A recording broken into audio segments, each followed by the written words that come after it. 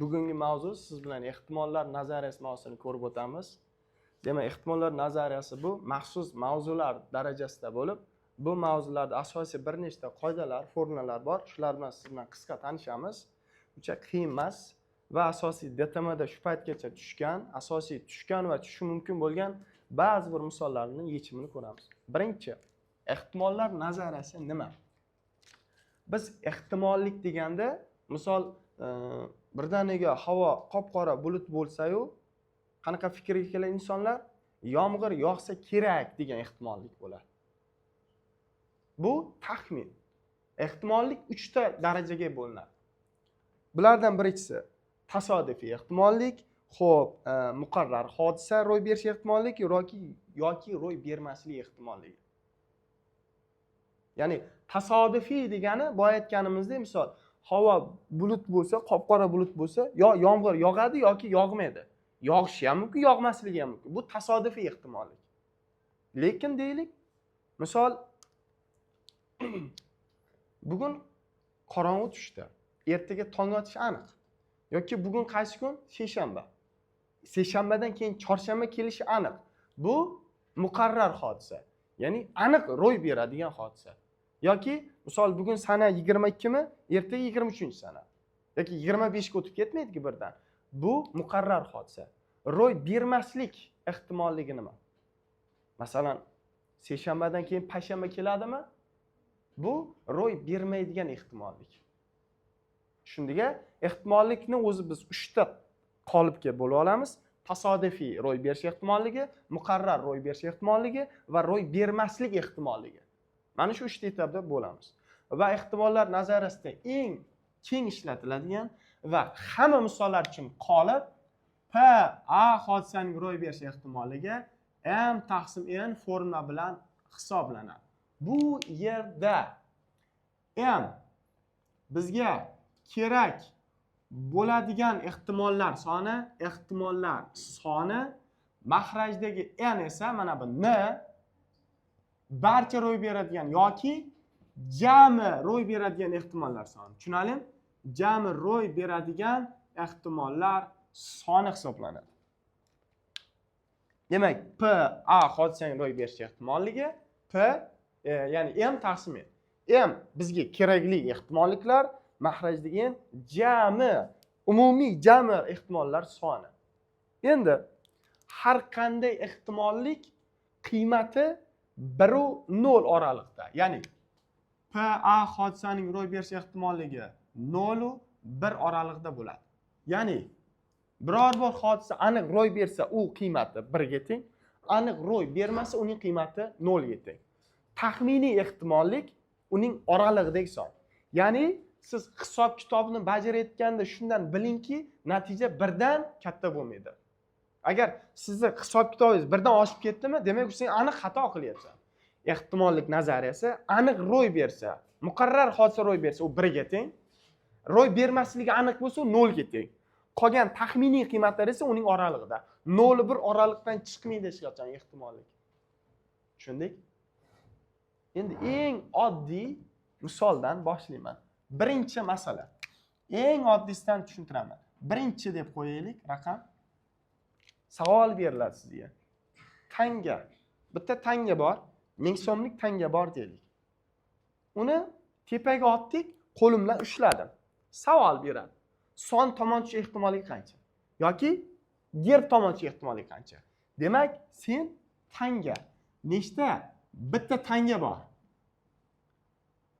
Uning son tomon tushish ehtimolligini toping desa, P A hodisaning ro'y berish ehtimolligi M taqsim N dedik. Mana M taqsim N dedik. Maxrajdagi jami ro'y berish ehtimolligi. Savol.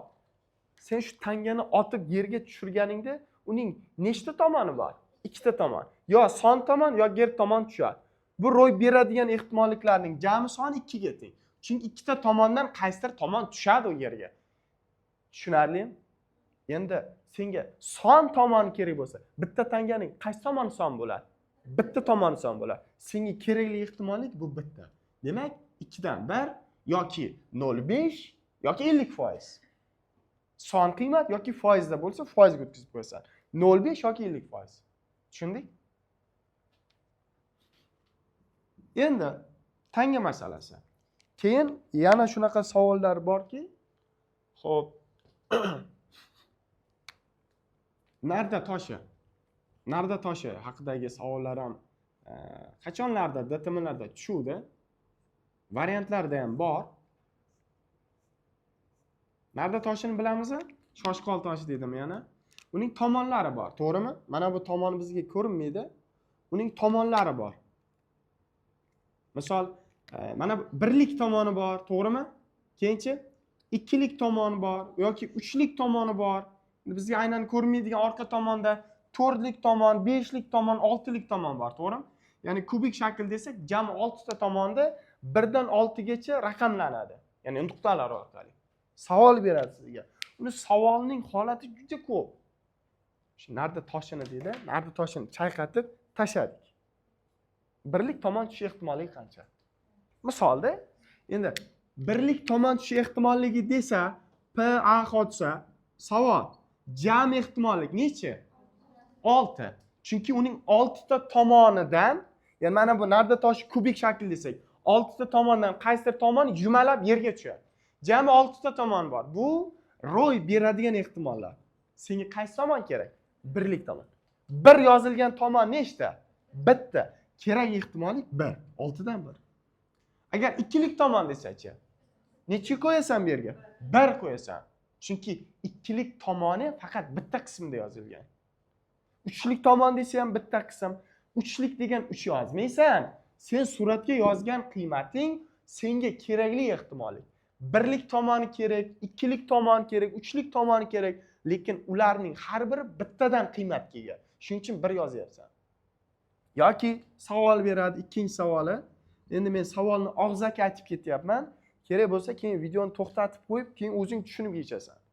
Misol aytadi, narda toshini tashlaganimizda juft tomon tushish ehtimoligi qancha desa. Endi savol o'zgardi. Juft tomon tushish ehtimoligi. Qara, senda birlik, ikkilik, uchlik, to'rtlik, beshlik, oltilik tomonlaring bormi? Savol, mahrajga necha yozaman? 6. Chunki seni 6 ta kombinatsiyang bor. Ya'ni 6 ta tomonning qayerdir tushadi. Senga aynan qaysi kerak ekan? Juft. Juftlik tomon ikkilik, to'rtlik, oltilik. Senga kerakli ehtimollik juft bo'lishi kerak. Juftlar nechta? Demak 6 dan 3 yoki 1/2 deb olasan. Toqlik tomon desachi, toq tomoni ham 3 ta. Bu ham 3/6, 1/2 yoki 50% bo'ladi. Tushundikmi? Bu demak birinchi holatda bitta jismni yoki bitta narsani o'sha ehtimollik kombinatsiyasi. Shunaqa savollar bor. Ikkita tangani tashlasang yoki ikkita shoshqol toshini, ikkita narda toshini tashlasang degan joylari bor. Uni hozir etab asta-asta ko'ramiz. Birdaniga chuqurlashmayman. Endi mana bu yerda listdan o'qib ketaman. Xo'p. Keyin yana bitta narsani shu yerda sizga qo'shimcha qilib ketaman. Bu yerda bizda ehtimollar nazariyasi ikki xil misollar bo'yicha qo'llaniladi. Ya'ni tushuntirish maqsadida aytaman. Algebra qo'llanilishi bor, geometrik qo'llanilishi bor. Ya'ni algebra qo'llanilishi mana bu. Misol, tanga, tosh yoki ovchi yoki qanaqadir shariklar deydi yoki nimalardir misollarda ko'ramiz. Geometrik jihati ham bor. Kechagi mock testni ham ko'rdik, eslasangiz. Nima edi? Aylana ichiga oltiburchak chizilgan, tashlangan nuqtaning oltiburchak ichiga tushish ehtimolligi. Bu geometrik misol. Geometrik, mana bu yerdan yozaman. Geometrik ehtimollik. Ehtimollik. Geometrik ehtimollik ham boyagi formula PA hodisaning ro'y berish ehtimolligi faqat S kerak bo'ladigan yuzaning yoki S xo'p jami yuzaga nisbati agar shaklning yuzi bo'yicha hisoblansa va shaklning uzunlik bo'yicha ham hisoblanadigan joyi bor. Agar uzunlik joyi bo'lsa, hozir mana shu yerda bitta kesma degan masala bor. Agar uzunlik jihatdan berilsa, L uzunlik desan, senga kerak bo'ladigan uzunlikning sen jami uzunlikka nisbatini olasan. Kechagi mock testdagi savolda yuzasiga tashlayapsanmi, sen bu yerda 6 burchak, mana bunaqa misol edi. Agar deydi, aylanan radius r ga teng bo'lsa, ichga chizilgan muntazam 6 burchak yoki muntazam 3 burchak yoki muntazam 5 burchak yoki muntazam kvadrat. Nima deb olay? Kvadrat. Mana muntazam kvadrat. Doiraning radiusi r bo'lsa, ushbu doiraga ichki chizilgan kvadrat berilgan bo'lsa, siz o'sha shaklning sirtiga, ya'ni ustiga biror bir nuqtani, ya'ni mana shu marker tashlasa, doira ichiga tushish ehtimolligi qanchaga teng degan savol berildi masalan. Demak, sen PA hodisaning ro'y berish ehtimolligi. Sen suratiga kerakli shakl olasanmi? Senga nimani ustiga tushish kerak? Kvadrat sirtiga tushish kerakmi? Bu kerakli ehtimollik kvadrat yuzi. Va jami ro'y berish ehtimolligi desa, jami qoplangan maydon bu nima bu? Doirami? Chunki doiraning ichida u kvadrat. Jami yuzi bu S doira yuzi. Tushundik? Endi mana buni diagonal desak. Uzr, mana bu radius bo'ladimi shunda hozir? Mana bu radius bo'lsa, bu ham radius bo'ladimi? Ikkita radius. Shunda tomonlar qanchaga teng bo'ladi? A kvadrat 2a kvadrat 4r kvadrat. R kvadrat r taqsim ildizdikimi? Mana bu r taqsim ildizdiki bo'ladimi tomoni, ya'ni kvadratning tomoni. Demak, kvadrat yuzi nimaga teng? R taqsim ildizdikining kvadratiga. Doira yuzi nimaga teng? PR kvadrat. R kvadratlar ketsa, mana bu taqsim 2 tushadi, bir taqsim nima bo'ladi? 2pi bo'ladi. Demak, nuqtaning mana shu shakl sirtiga tashlanganida, o'sha nuqta kvadrat ichiga tushish ehtimoli 1 taqsim 2pi ga teng. Tushundingmi? Agar shakl yuzi bo'yicha olasan, uzunlik bo'yicha olasan, bu geometrik misollar. Bunaqa savollar ham balkim tushib qolishi mumkin. Uni hech kim bilmaydi. Shunchaki o'rganishingiz kerak. Tushunali? Endi mana boyaga aytgan, terib chiqqan savollarimdan bir ikkitasini ko'rib beraman. Qarang. Nechinchi misol bo'ladi? Bu 3-misol deylik geometrik. 4-misol deylik. Qarang. Savol bergan. Buni ham guruhga tashlab qo'yaman. 12 ta qizil va 8 ta ko'k ruchkadan tavakkaliga olingan ruchkaning ko'k bo'lishlik ehtimolligini so'ragan. Demak, yozaman men. Qizil ruchkamiz demak 12 ta ekan. Demak, ko'k ruchkamizchi 8 ta ekan. Senda sumkangda 12 ta qizil, 8 ta ko'k ruchkani aralashtirdik. Tavakkal olish degani, tasavvur qil, sen qaramay olyapsan. Ya'ni ko'zing berkitilgan, taxminan olib ko'ryapsan, o'shani shunday olganingda qo'lingda ko'k ruchka bo'lish ehtimoli qancha degan. Demak, ehtimollar nazariyasi PA M taqsim N. M nima? Kerakli ehtimollik. Nima kerak senga? Ko'k ruchka. Nechta ko'k ruchkang bor? 8 ta. Demak, 8 yozasan. Jam ehtimollik desa, jam nechta ruchkang bor? Demak, 8 taqsim 20. 2 4 ga qisqarsa 2 taqsim 5 ekan ehtimoli yoki 0.4. Mana javob. Tushundik? Endi davom ettiramiz. Demak, 5-masala. Qarang.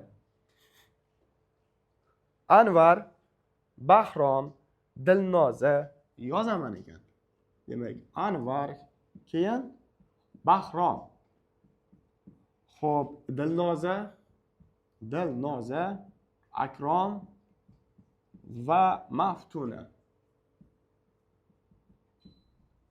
Mana shu, qarang, ana shu kishilar o'yinni birinchi boshlash uchun qur'a tashlashdi.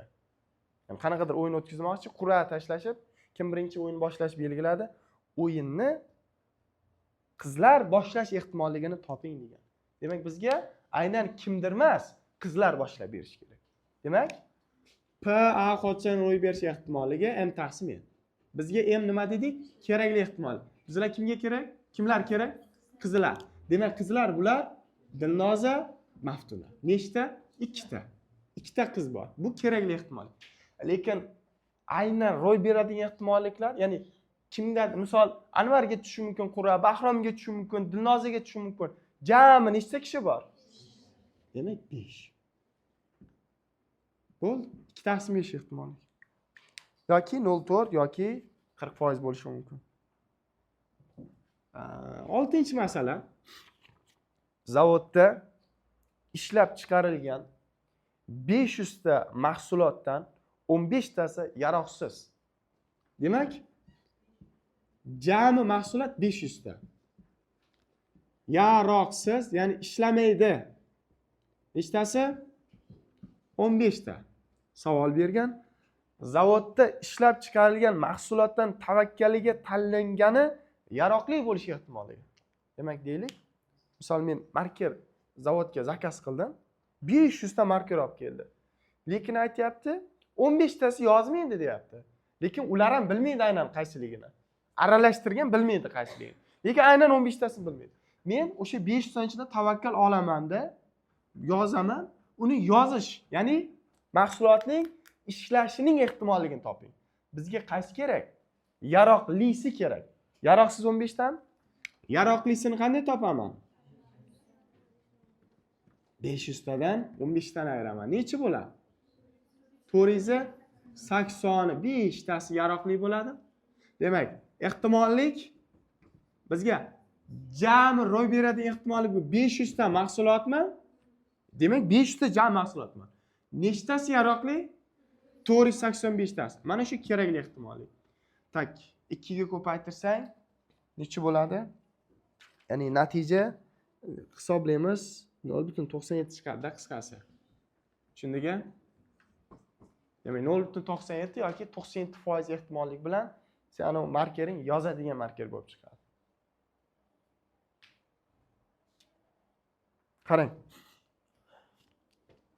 Salgina daraja o'zgaradi misollarda. 7-si 3 kishi Suhrob, Abduqodir, Diyor yugurish musobaqasida ishtirok etishmoqda. Suhrobning g'olib bo'lish ehtimoli. Demak, P Suhrobning g'olib bo'lish ehtimoliga 1/4. Abduqodirning g'olib bo'lish ehtimoli P Abduqodir deylik. Uning ehtimoliga 1/3. G'olib bo'lish ehtimoli yugurish musobaqasida. Savol bergan. Musobaqada Diyorning g'olib bo'lish ehtimoliga qanchaga teng? Savol. Buni qanday yechamiz? Da, qarang, bitta narsa. Biror bir hodisa to'liq shaklda ro'y bersa, uning qiymati 1 ga teng. Demak, bu yerda Suhrob ham g'olib bo'lsa, Abduqodir ham g'olib bo'lsa, Diyor ham g'olib bo'lsa, ular hammasi g'olib bo'lgan bo'ladi. Ya'ni jarayon ehtimollik to'liq bajarilgan bo'ladi. Va u 1 ga teng bo'ladi. Tushundingmi? Demak, men Diyornikini topchi ayirasan. Necha bo'ladi? 7 taqsim 12 bo'ladi. Ayirsang 5 taqsim 12 ekan ehtimolligi. Diyorning g'olib bo'lish ehtimoli 5 taqsim 12 bo'ladi.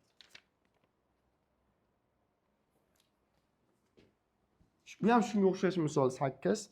Talaba imtihonda 160 balldan yuqori ball to'plash ehtimolligi 0.68. Demak, P A1 hodisa 0.68. Demak, bu nima? 160 dan yuqori ball to'plash ehtimolligi. 160 dan yuqori ball to'playdi. Endi ikkinchi holati bor. 160 dan kam ball to'plash ehtimolligi 0.3. Demak, bu yerda 160 dan kam ball to'plash ehtimolligi. Talaba aynan 160 ballni o'zini to'plash ehtimoli qancha? Yana bu nima? 3-hodisa. 3-hodisa qancha bo'lsa, u aynan nima bo'ladi? 160 ball to'playdi. Savol. 3 ta hodisa bir paytda ro'y berish ehtimoliga bu jami 1 ga teng dedik. Mana yuqoridagi misol. Demak, nima qilamiz? 160 dan yuqori to'plash ehtimoli 0.68, 160 dan kam to'plash ehtimoli 0.3, 160 dan teng bo'lishi qanaqadir x A3 hodisa. Bu 1 ga teng. 0.68 0.3 0.98 ayirsang 0.02 mi? To'g'rimi?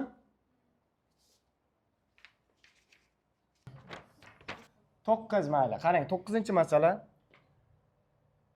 1 dan 10 gacha raqamlangan sharlardan tavakkaliga olingan shardagi son 3ga bo'linish ehtimolligini toping. Demak, deylik shariklar bor 10 ta. 1 dan 10 gacha hammasiga raqam yozib chiqdik, son yozib chiqdik. Bitta qopga tashladik, aralashtirdik. Qopga shunday qo'lingni tiqasanda olasan sharni, u 3 ga bo'linish ehtimolligi so'ralgan. Demak, qarang.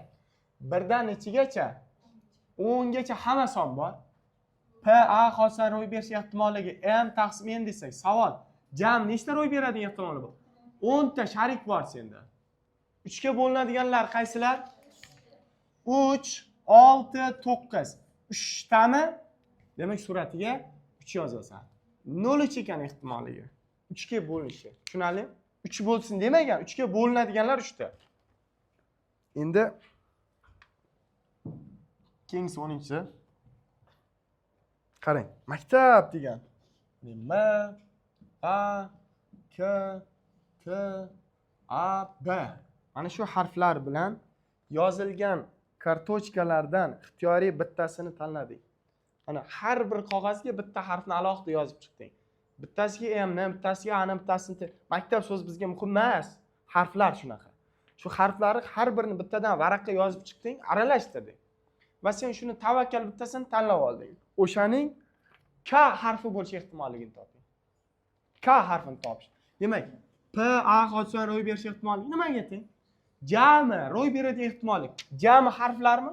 Nechta harfing bor? 6 ta emasmi? 6 ta harfing bor. Jami ro'y beradigan ehtimollik 6 ta. A ikkitami? Mayli, qarang. Tushuntiraman. Baribir ham qara, mayli, ikkita bo'lsa ham, mana bunga ham A yozasan, bunga ham A yozasan, 2 marta yozasan. Baribir jami 6 ta hisoblanadi. Tushundingmi? Senga aynan K harfi kerakmi? Nechta bo'ladi shunda K? Bitta hodisa bor. Bo'ldi. Qachonki biz maktab so'zini yasash ehtimolligi qancha desa, ana unda A ni ikkitaligini shunda e'tiborli qilamiz. Ya'ni kombinatorikada deganimiz, matematika so'zini tushuntirdik-ku. Shunda takrorlanuvchi harflarga nima qildik? Bo'ldik. Bu yerda har bir harf alohida listga yozilgan, harflarning takrorlanish bu yerda muhim emas. Chunki jami 6 ta harfing bor. Biz uchun sanoq muhim. Harflar alohida bo'lgani uchun bitta qilib so'z yozsak, unda harflar takrorlanishi muhim. Endi 11-misol mergan masalasi. Eng ko'p abituriyentlar chalg'ituvchi savollardan biri mergan masalasi. Chunki ehtimol nazariyasi tushib boshlagan yillarda ko'pchilik shuni merganning turlicha savollari bor-da, shunda adashib qoladi. Qarang. Mergan, otgan, o'qning nishoniga tegish ehtimolligi 0,7. Demak, bu nima? P A hodisaning ro'y berish ehtimolligi 0,7. Agar mergan 2 marta o'q uzsa, uning nishonga tegish ehtimolligi desa, agar biror bir hodisa ketma-ket bir necha marotaba bajarilsa, ular ko'paytiriladi. Misol 3 marta otdi, 5 marta otdi, 15 marta otdi. Hammasida nishonga tegish desa, hammasini ko'paytirasan. Tegmasligi yoki biri tegib, biri tegmasligi boshqa jarayon bo'ladi. Hozir unaqa misollar ham bor. Demak, 2 marta otdimi? Demak, birinchisida otdi 0,7 tegish ehtimoli, ikkinchisi marta otdi ham 0,7 tegish ehtimoli. Ko'paytirasan 0,49 ekan, 2 martasini ham tegish ehtimoli. Demak, 12-masala. Qarang. Tanga 3 marta tashlanganda, qarang. Tanga 3 marta tashlanganida kamida 1 marta gap tomon tushish ehtimoli. Endi mana bunaqa savollar boshqacha bo'ladi. Endi sen tangani olding, 1 marta tashlading, nimadir tushdi. Ikkinchi marta tashlading, yana nimadir tushdi. Uchinchi marta tashlading. Lekin shu 3 marta tashlaganda hech bo'lmaganida 1 martada gap tomon tushsin degan. Endi bu qanaqa bo'ladi? Bu ehtimollik nazariyasini teskari inkor ma'nosida qo'llaniladigan misollar. Demak, P A hodisaning qanaqadir inkor ma'nosi deylik. 1 minus P A hodisaning ro'y berish ehtimolligi, ya'ni A1 qanaqadir A2 qanaqadir A3. Hozir 3 marta degancha 3 marta yozib qo'yaman. Endi qarang, qaysi tomon tushsin degan o'zi bizga ahamiyat yo'q. Gerb tomon desa ham, son tomon desa ham shu. Endi qarang. Doimo bunaqa misollarni inkor ma'nosida aytamiz. Ya'ni PA hodisada gerb tomon tushish ehtimolligi desa, sen mana bu yerda son tomon tushish ehtimolligini qo'llaysan. Chunki misol sen tangani bir marta olding, uning bir tomoni son, bir tomoni gerb. Shuni tashlading. Tushunyapsizmi? Gerb tomon tushish ehtimolligi desa, u son tomon tushgan ehtimolliklarni sanaysan birinchi. Son tomon tushgan ehtimolliklarni sanaysan. Ichiga teng bo'ladi. Yo'q. Birinchi tashlanganida tangani ikkita tomoni bor, ro'y berish ehtimoli. Son tomon tushishi 2 dan 1. Ikkinchi marta ham 2 dan 1, uchinchi marta ham 2 dan 1. Bu uchalasi ham son tomon tushish ehtimoliga. Va undan umumiy bir nima aniq ehtimollik ro'y berishini ayirasan. Necha bo'ladi shunda? Tak, 1 minus 1 taqsim 8, 7 taqsim 8 bu gerb tomon tushish ehtimoligi. Tushundingmi?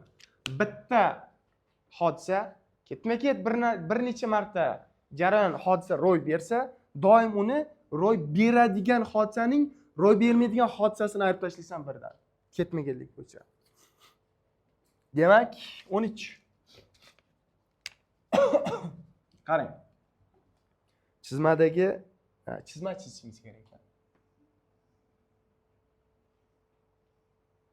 Ana kinolarni ko'rgansizmi? Jumon kinolarida uzoqdan turadi, kamon bilan merganga o'qizadi ekan, katta to'rtburchak aylana chizib qo'yadi. Qizil, ko'k, sariq, o'rtasiga ursa xursand bo'ladi-ku. Shunaqa mergan masalasi.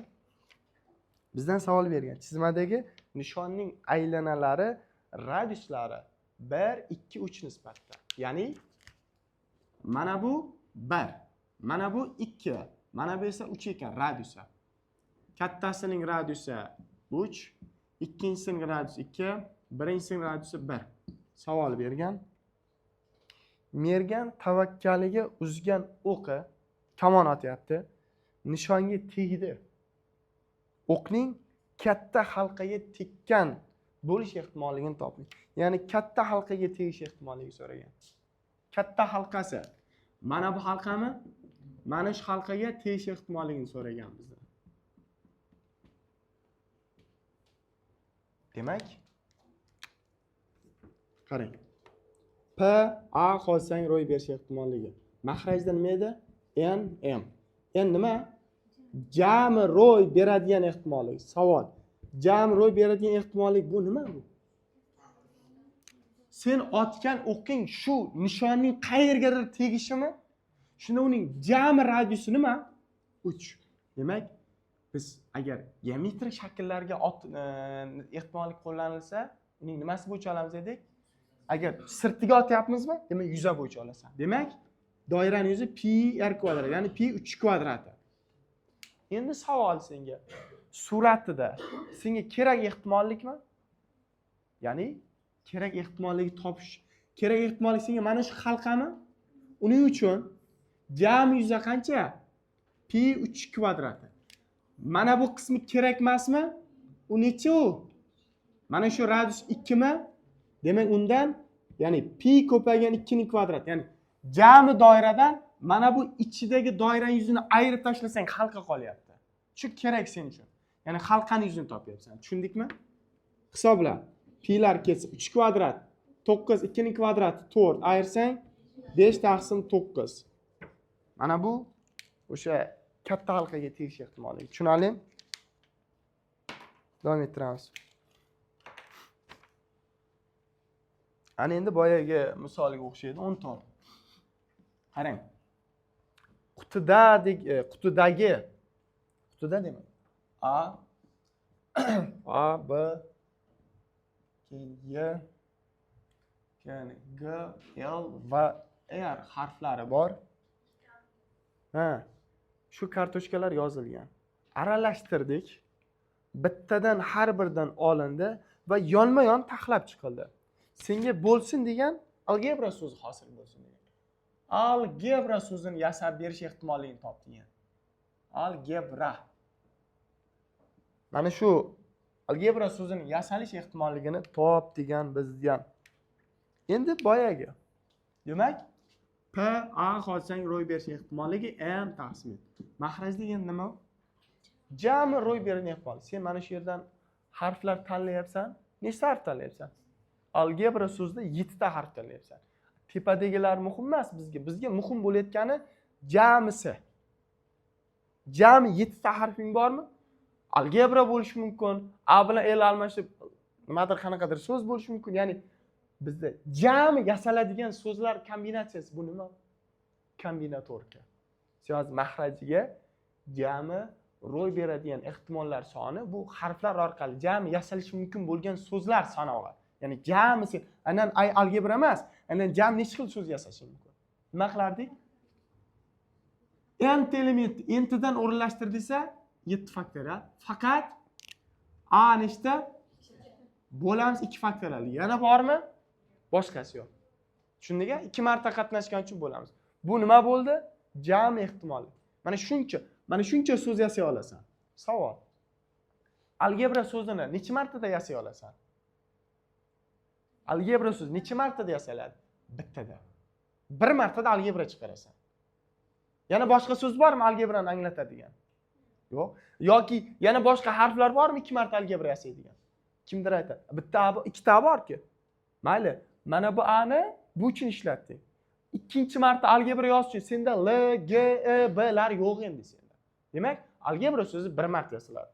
A bor, lekin boshqa harflar yo'q.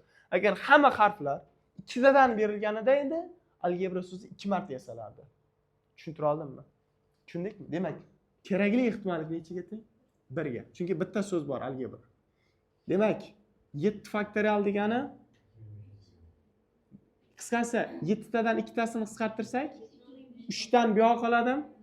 3, 4, 5, 6, 7. Necha bo'ladi dedik? 2520. Mana 1 taqsim 2520 bo'lish ehtimoli. Xo'p, 15. Qarang. Chizmasi bor. A, S, tak, D, B. Chizmadagi AB kesmaning uzunligi 20. Demak, ABning umumiy uzunligi 20 cm. Savol bergan. AC va DB kesmalar uzunliklari, demak, ACning uzunligi 6 ga, xo'p, DBning uzunligi 8 ga teng. Savol bergan. AB kesmadan olingan nuqtaning CD kesmaning ichida yotish ehtimolligini so'ragan. Demak, senda nuqta qayerda yotishi kerak? C va D ning oralig'idan tanlashing kerak nuqtani. Bitta nuqta olding, uni C dan ichidan bo'lish ehtimolligi qanchaga teng? Savol. Jami 20 mi? Bu qancha AC? 6. DB 8. 6 dan 8 ni qo'sh. 14 dan 20 narsang? Demak, mana bu C da 6 mikan? Boya aytdim. Bu endi uzunlik bo'yichami? Shaklning sirti bo'yicha bo'lsa, yuzani bo'lasan dedim, ehtimollik. Uzunlik bo'yicha uzunligi bo'lasan dedim. Geometrik ehtimollik bu. Demak, P hodisaning ro'y berish ehtimoligi. Savol. Jami ro'y beradigan ehtimollik. Bu jami kesmaning uzunligimi? Chunki sen qayerdandir nuqta olsang, shu AB ning ichidan olyapsan. Jami ehtimollik 20 cm uzunlik bu. Sen tanlaganing C dan ichidan bo'lish kerak. C dan ichidan olayotgan ehtimollik bu. Kerakli ehtimollik qanchaga teng uzunligi? 6 ga. 3 taqsim 10 0 degan javob bo'ladi. Tushundingmi? Demak, 16. Qulf kodi 3 ta raqam. Misol mana uying eshigi qulflangan. Parol 3 talik parol. 3 xonali parol. Savol bergan. Kodni bilmasdan turib, bir urinishda qulfni ochish uchun nechta ehtimollik bor? Bu qanaqa kombinatorka? Birinchi formulani bil mana. P hodisa M taqsim N. Nima bo'ladi? Surati mahrajda N qanaqa bo'ladi? Jami ro'y bersa. Qara. 3 xonali parol. Misol 001 bo'lishi mumkin, 3 ta 7 bo'lishi mumkin, 854 bo'lishi mumkin. Ha, qara. Bu yerda jami ro'y berish ehtimollik degani sen birinchi xonaga 10 ta raqaming bor. Ikkinchi xonaga ham 10 ta, uchinchi xonaga ham 10 ta raqam. Savol: birinchi xonaga 0 ni olamanmi, olmaymanmi?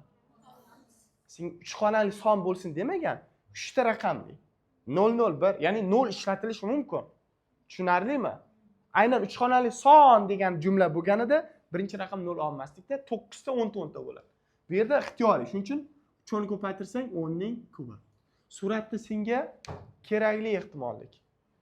Va u nima degan? 3 ta raqamdan iborat kodni bilmasdan. Endi savolda suratda bizga kerakli ehtimollikmi? Savol. Sen bitta parol qo'yding 123. Shu senga kerakli ehtimollikmi? U nechta? Bitta. Bitta 123 bor. Bo'ldi. Sen bitta qulfga ikkita parol qo'ya olasan? Yo'q, kerakli ehtimollik bittaga teng. Demak, bu 1/1000 ekan. Tushundikmi?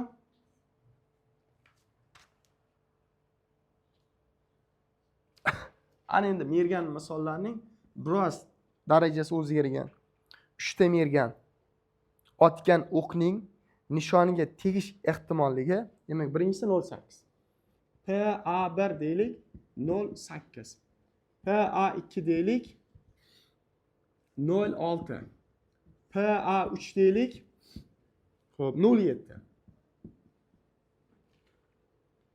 3 ta mergan ham bir martadan o'q uzganida uchala o'qning ham nishonga tegish ehtimoligi. Yo'q? Ha, tegmasligi ekan, uzr. Tegmasligi ehtimoligi. Bu 0.8, 0.6, 0.7. Har bir merganning tekkizni olish ehtimolligi, senga esa uchovi ham bittadan otganda tegmaslik ehtimoli so'ralgan. Demak, bu inkor ma'nosida kelyapti. Nima qilamiz dedi inkor ma'nosida kelsa? Birdan ayirasan dedi. Xo'p, misol kimlardir inkor ma'nosini q deb belgilaydi. Men shunchaki a qo'yib ustiga chizib qo'ysam bo'ladimi? Qanaqa belgilashim muhim emas. Kimlardir q deb belgilaydi aslida. Men p dedimda ustiga a chiziqcha qo'ydim. Tushundingmi inkor deb? Yoki q deb yozayman. Tushundikda, to'g'rimi? Birinchisining tegish ehtimolligi 0.8 mi? Tegmaslik ehtimoli shunda nima bo'ladi? 1 - 0.8 bo'ladi. Ko'paytirilgan. Ikkinchisining tegish ehtimolligi 0.6 mi? Tegmaslik ehtimolicha 1 - 0.6. Uchinchisi 0.7 bo'lsa ayirasan 1 minus 0.8, 0.2, 0.4, 0.3. Necha bo'ladi? 0.024 ekan. Bu nima bu? Uchalasi ham nishoniga tekkiza olmaslik ehtimoligi. Agar uchovini ham tegish ehtimoli degan nima qilardik? Uchovini prosta ko'paytirib qo'yardik. Tegmaslik ehtimoligi inkor ma'nosi kelsa birdan ayirasan har doim. Tushunarlimi? Tushunaman. Qarang, demak 18-savol. Savol bergan. Birinchi qutida 4 ta oq, 5 ta qora shar bor.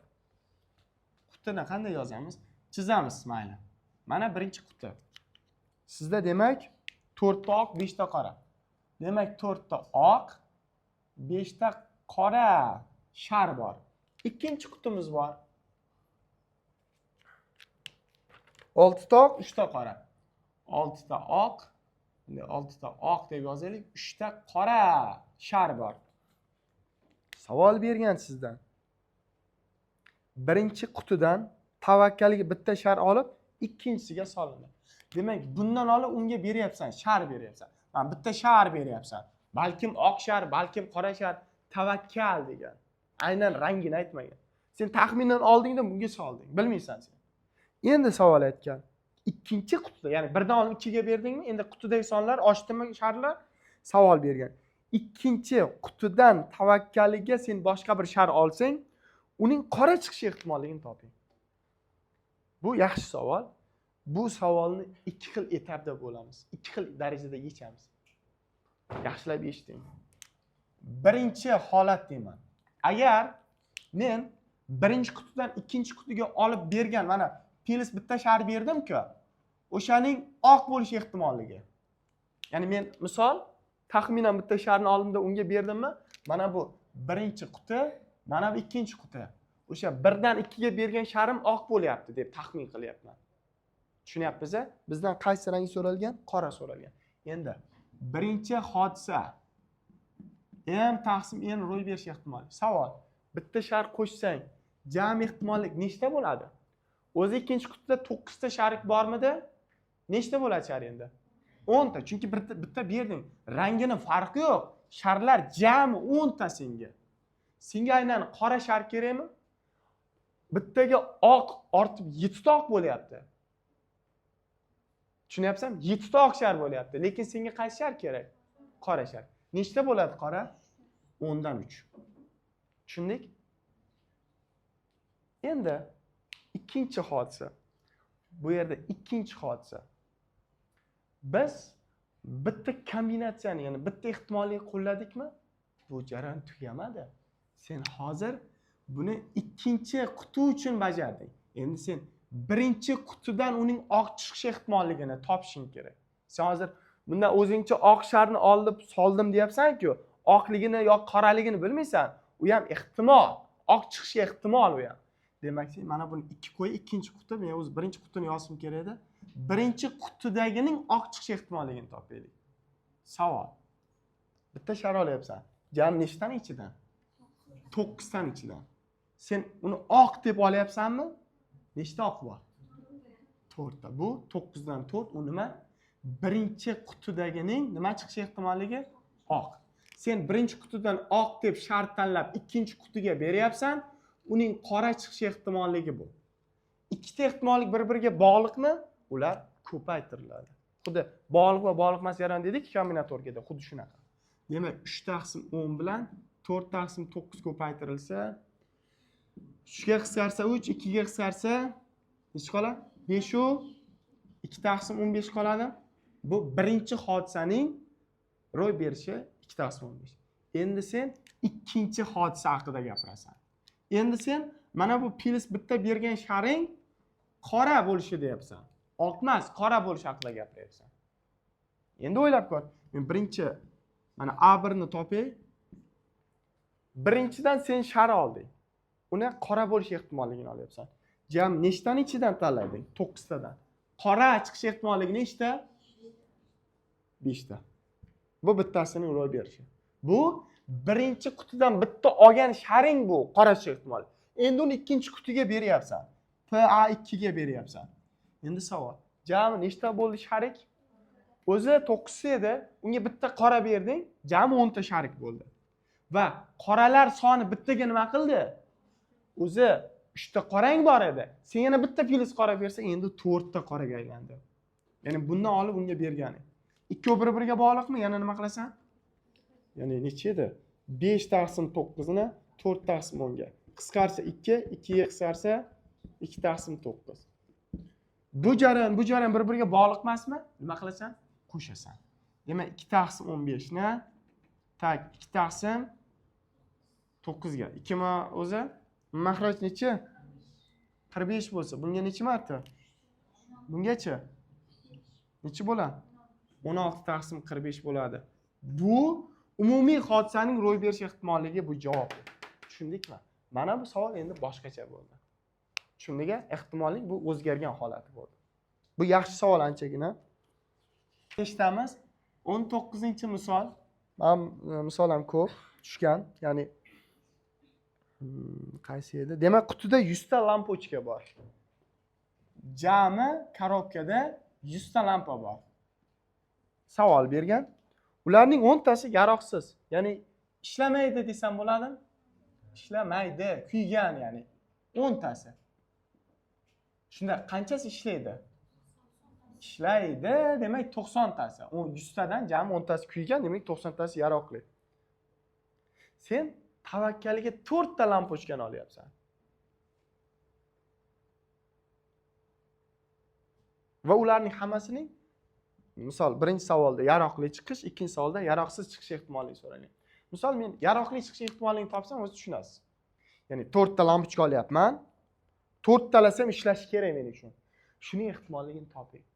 Va bitta narsani eslab qoling.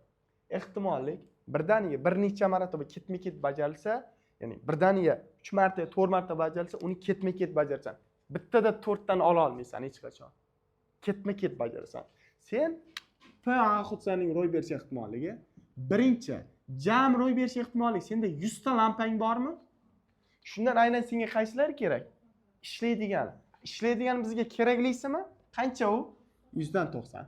Bu birinchi lampa o'chgan 100 dan 90ni bu yaroqli chiqish ehtimoli. Sen endi ikkinchi marta ikkinchi lampani olyapsan. Savol. Ikkinchi marta olayotganimda nechta lampam qoldi? 99 ta lampam qoldi menda. Va yaroqli dedimmi bittasini? Endi yaroqli 89 ta yaroqli qoldi. Chunki sen 100 tadan bittasini olding va u yaroqli. 89 ta yaroqli qoldi, 99 ta lampa qoldi. Ikkinchi marta jarayon bo'ladi. Endi uchinchi marta lampa o'chga olyapsan. Nima bo'ladi? Uchinchi marta olganing endi 98 ta lampa qoldi. Chunki endi ikkita kamaydi o'zi. Yaroqlisi 88 ta qoldi endi. Va oxirgi 4-marta urinyapsan. 4-marta urinsang 97 ta lampang va yaroqli 87 ta.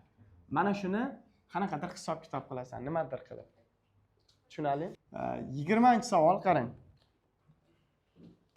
3 ta mergan otgan o'qning nishonga tegish ehtimolligi mos ravishda 08, 06, 07. Demak, birinchi mergan A1 u 08 ehtimoli. Ikkinchi mergan A2 bu 06 ehtimoli. Uchinchi mergan A3 bu demak 07 ehtimollik bilan nishonga tekiz oladi. Savol bergan. Har bir 3 ta merganning har bir bittadan o'q otgan bo'lsa, ularning faqat ikkitasiniki tegish ehtimoliga so'ralgan. Ya'ni ikkitasi tegsin, lekin bittasi tegmasin. Bu yerda aynan qaysi biri ekanligini bilmaysan sen. Eshmat, Toshmat, kimdir, misol Ali degan bola bor. Har bir mana shu mergan, ana shu ehtimollik bilan o'q tekiz oladi nishonga. Ikkitasini tegsin, bittasini tegmas. Aynan mana falonchanikini tegsin, bittasini tegmasin degan jumla bo'lsa, aynan o'shalar uchun bajarasan. Lekin sen aynan qaysiligini bilmaysan. Bu yerda ikkitasi tegib, demak, ikkitasi tegadi, bittasi nima qilmaydi? Tegmaydi. Tushundingmi? Demak, nima qilamiz? Misol, birinchisiniki tegmasin desa, 1 dan 08 nima qilasan? Ayirasan. Qolganlariki tegsin deysan. Bu bitta holat. Endi ikkinchisi tegmasin desan, ya'ni 1 dan 06 ni ayirasan, qolgan birinchi, uchinchisi tegsin desa, 08 bilan 07 ni ko'paytirasan. Endi uchinchisiniki tegmasin desan, ya'ni 1 dan 07 ni ayirasan, uchinchisi tegmadi, 1 bilan 2, ya'ni 08 bilan 06 tegdi. Va 3 ta hodisani bir-biriga qo'shasan. Buni hisoblasang 02 04 03 02 06 012 0 butun 084 mi? 0 butun 084 plus hisoblab boring. 04 ga 08 032 ga 07 ni ko'paytiring. 0 butun 224. Tak, 03 ga 08. Mana bu 06 edi. 0 24 ga 6. 0 144 mi? 0 144. Hammasini qo'shing. Necha bo'ladi? 0 butun 452 bo'ladimi? Demak, 0 butun 452 ehtimollik bilan 3 tasi otganida ikkitasiniki tegishi mumkin. Mana bu o'sha 3 ta jarayondan ikkitasiga ro'y berishi. Endi qarang. Mana bu 21 deyman, bu yerga yozing. Boya sizga bitta Bernoulli tenglamasini yozaman dedim, aynan bundan keyingi misolda ekan, mayli. Qarang. 1 dan 50 gacha kesma berilgan sizda. Ya'ni mana shu yerda sonlar berilgan. Shu kesmadan qarang. Juft natural sonlar tanlandi. Demak, sen faqat juft sonlar tanlading. Qaysi ular? 2, 4, 6, 48 va 50. Faqat juftlarni tanlading. O'sha tanlangan juft sonlar ichida 3 ga karrali sonlar bo'lishi ehtimolligi. Savol. P A hodisani ro'y berish ehtimolligi m taqsim n desang, n nimaga teng n? Jami ehtimollikmi? Bu 50 ta emas u. U 25 ta. Nega? Sen chunki 25 ta juft sonni ajratib olding. Sen uchun jami hodisa bu 25 ta juft son bu. 50 ta son bu chalg'ituvchi savol. Ya'ni adashib 50 yozib qo'yma. Sen 25 ta juft sonni ajratding.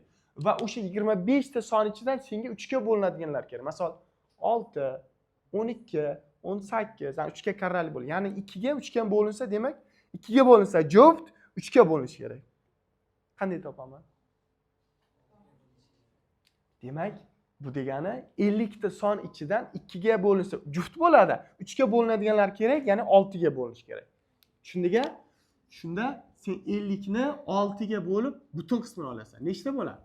8 ta son juft bo'ladi va u 6 ga, ya'ni 3 ga bo'linadi. Tushundingmi? Demak, surat necha bo'ladi? 8. 0.32 bo'ladi adashmasam. Tushundingmi? Ha? Yo'q. Yo'q. Bizda sanoq. Son emas, sanoq. 50 ta son ichidan juft bo'lib 3 ga bo'linadigan sonlar, ya'ni 6 ga bo'linadiganlar 8 ta bo'ldi. Hozir bu mahrajdagi 25 ta son nima bu? Juft sonlar, ya'ni bu jami sonlar. Bizga aynan 3 ga bo'linadiganlar esa 8 ta. Nega 6 ga bo'ldim? Birinchi 2 ga bo'ldim, juftligini aniqlash uchun. Keyin 3 ga bo'ldim, 3 ga bo'linishi uchun. Shuning uchun 6 ga bo'lyapman. 22. Qarang. Ana endi boya aytganim, Bernoulli tengligi bor. Bernoulli tengligi.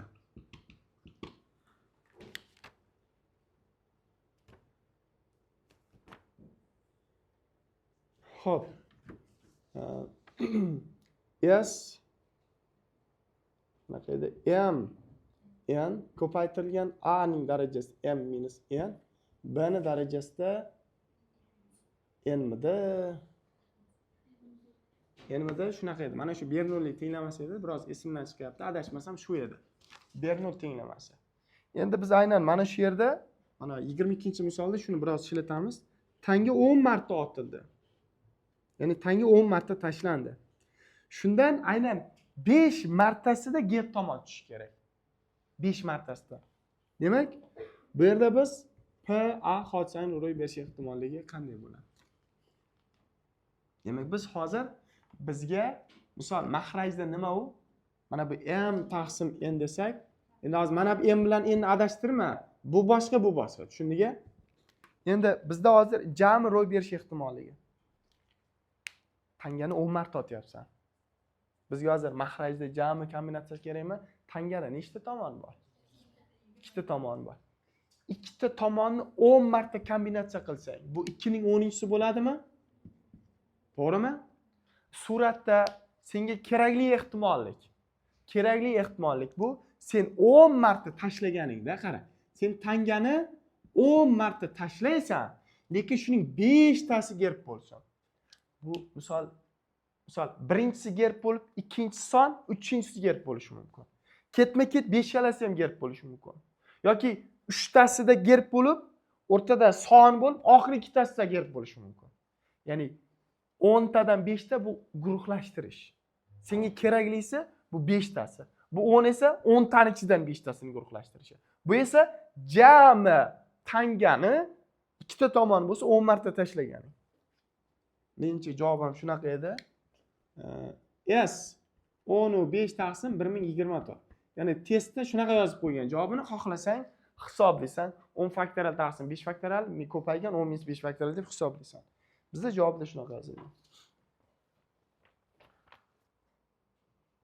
Qarang. Boyagi yana 23-savol boyagiga o'xshaydi. Qutida 8 ta oqdan lampochkaga o'xshaydi. 8 ta oq, 7 ta qora. Demak, oq 8 ta, qorasi 7 ta. Qutidan degan 2 ta shar tanlab olinsa, tanlangan sharlarning barchasi oq bo'lishi, ya'ni ikkalasi ham oq bo'lishi ehtimol. Xuddi lampochkaga o'xshaydi. Demak, P asosidan oq hodisaning ro'y berish ehtimoligi 2 ta shar tanlashing kerak, ikkalasi ham oq bo'lish ehtimolligi. Jarayonni ketma-ket bajaramiz dedik. Birinchi jarayonda jami nechta shariging bor? 15 tadan senga oqlar kerakmi? Oq shar kerakmi? Nechta oq? 8 ta. Bu birinchi olgan. Endi 2 marta olishing kerak bo'lsa, ikkinchi marta olishda 14 ta sharik qoldimi? Oqlarchi 7 ta. Chunki bittaga kamaydi oq. Sharlar ham bittaga kamaydi. Tak, 7 ga 14 bo'lsang 2, 8 bo'lsang 4 taqsim 15 ehtimollik bu ikkalasini ham oq bo'lishi. Tushunarlimi?